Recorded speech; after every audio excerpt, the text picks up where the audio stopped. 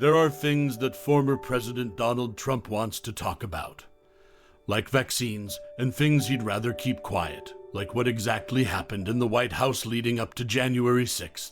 Trump got more vocal this week on COVID-19 vaccines, pushing them to supporters, correcting some misinformation, and making clear they protect against COVID-19 hospitalizations and deaths. He's also seeking personal credit for vaccine development and telling his supporters they should get the shot, even if he agrees they should have a right to not get it. When the conservative podcast host Candace Owens raised doubts about the efficacy of the vaccine during an interview with Trump, he corrected her. "Well, no, the vaccine works," he said. "The ones that get very sick and go to the hospital are the ones that don't take their vaccine.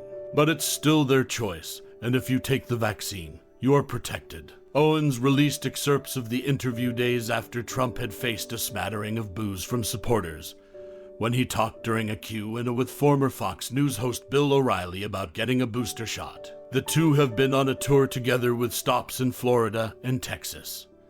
But the boos from a friendly crowd and the pushback over the vaccine suggest some space on the issue of COVID between Trump and some conservatives. President Joe Biden and Trump even offered some kind words for each other on the topic of vaccines this week. "Thanks to the prior administration and our scientific community, America is one of the first countries to get the vaccine," Biden said at the White House. Trump admitted to Fox News that he had been surprised and appreciative, and, at least at that moment, found it hard to criticize Biden. Imagine if Trump had taken this vocally pro-vaccine stance some months ago, building trust in the vaccine back then instead of making statements like this. People are refusing to take the vaccine because they don't trust his administration.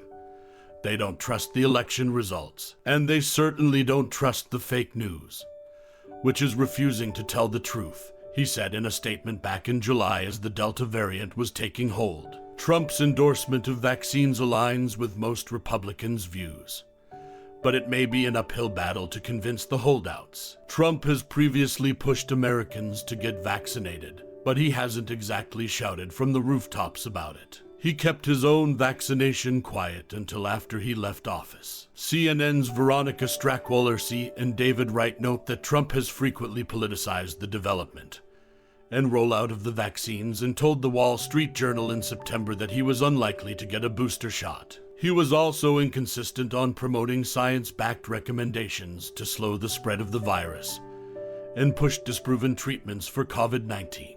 Now, however, he's taking personal credit. "I came up with a vaccine, with 3 vaccines. All are very, very good. Came up with 3 of them in less than 9 months, he told Owens. Unfortunately, his previous attitude probably influenced, or was influenced by, mistrust of vaccines among Republicans. 4 in 10 Republicans remain unvaccinated, much less boosted, according to November data from the Kaiser Family Foundation.